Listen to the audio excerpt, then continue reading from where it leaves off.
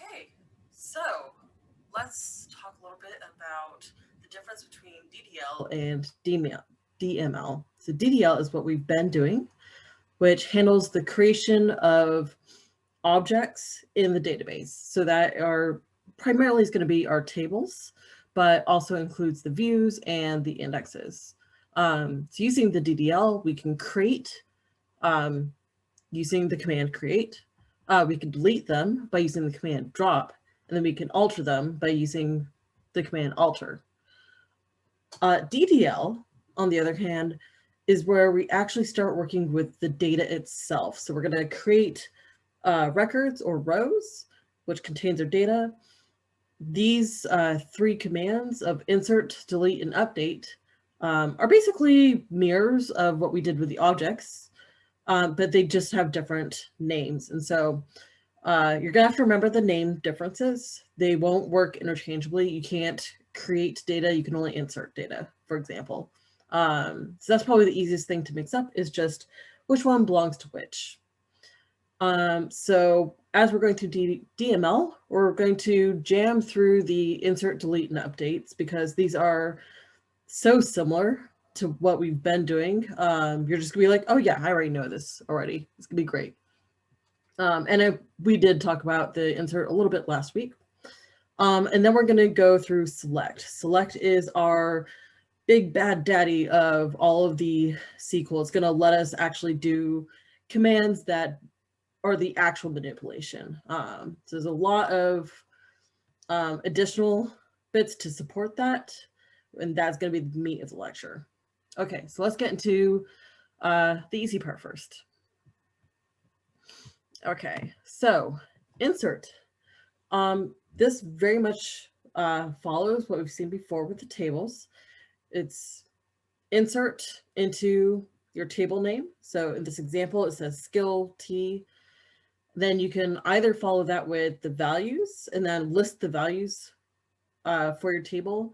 That does rely on you actually having all of the columns in the correct order and including data for every single column in your table. Alternatively, you can actually list the column names. They don't have to be in order in that case. So here you can see that I have the same table and the same data, but I actually specified this is the skill description, which is the 14-inch table saw. I don't know if that actually exists. I made it up with the skill ID of TS14. So you can put in any order. You can skip the columns. So if this table happened to have 5 different columns in there and I only wanted to insert into those 2, this is what's going to let me do that and leave the other ones null. If you can leave those ones null based on the way that the table is created in the first place. Okay, so we're gonna pause for a second, switch over so you can see that one in action. All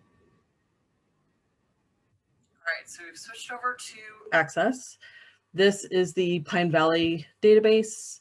I've opened up the skill T table just so you can see what it looks like. And in case I typed anything wrong, it'll show us immediately. So our insert, I'm just going to copy over what we had before.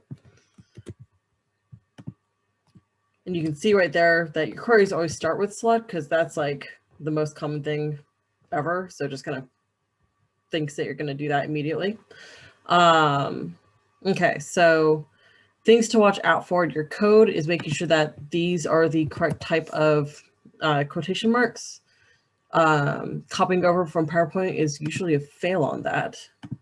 So query, we're adding in something, a new one of these basically.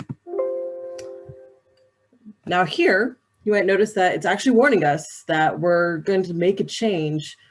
This is very different than what we had before with the DDL, because DDL assumed that if you're playing in this area, you know what you're doing. Here, it's not going to make that assumption as much. So it's going to warn us.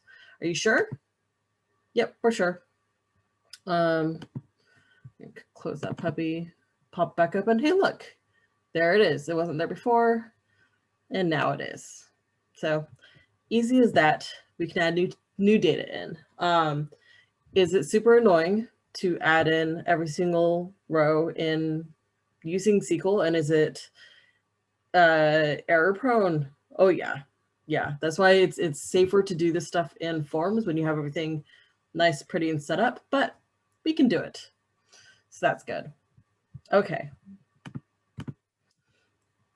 So actually I'll just bring this over here.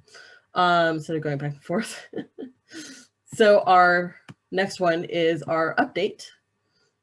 This is gonna be very similar format wise. So we still have the command, the table name that we're going to do something with. This time we're going to alter data that already exists. So I'm going to actually close this table. This was the product here.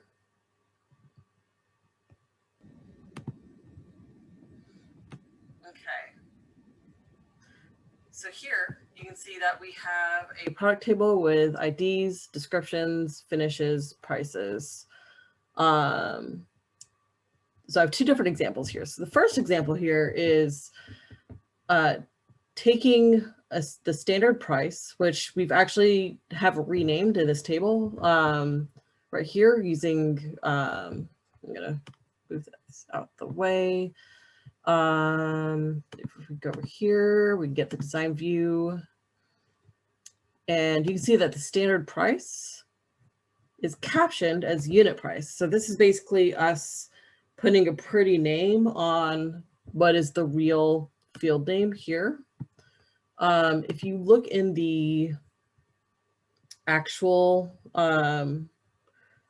relationship things here, this is that table, and you can see that in your ERD, it's actually the correct name, like the database users like us, the name for us, instead of the pretty name, the caption.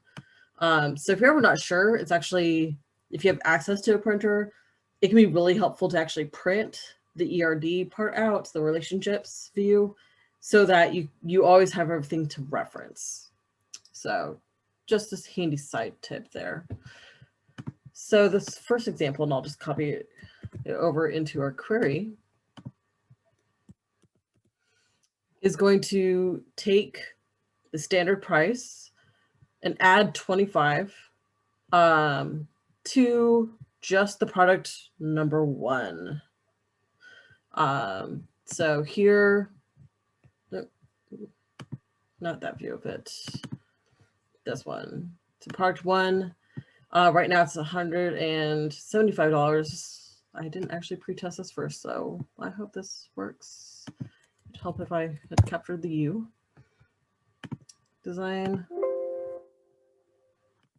Nope, it was not happy about this being money and this one not. Let me try that and see if that works.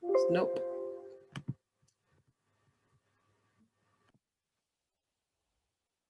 Okay.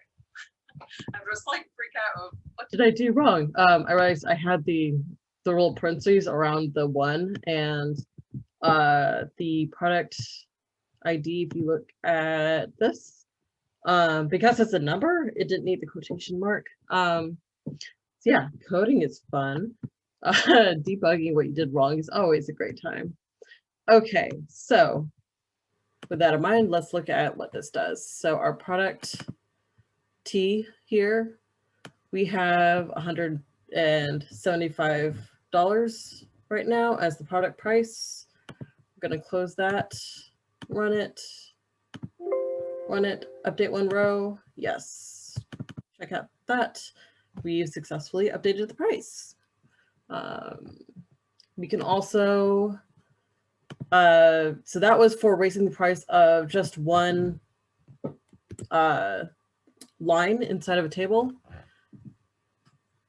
And that happened because we told it where to do it. We could also do something like this, where you're taking that product table, you're taking that row, and you're saying, I want every single thing in that row to increase. We're going to increase our prices by multiplying it by 1.1.